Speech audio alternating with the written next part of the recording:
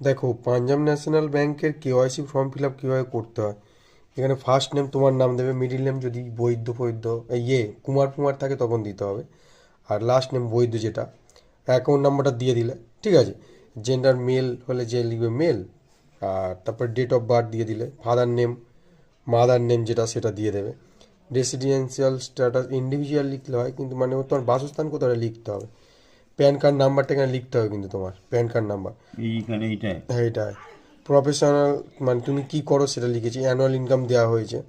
এবার যেগুলো লিখতেও পারো নাও পারো, ঠিক আছে। স্পাউস নেম, ওই ম্যার যদি তুমি বিয়ে করে থাকো তোমার স্ত্রীর নাম কি বা স্বামীর এটা নাম কি কি। লিখেছিস?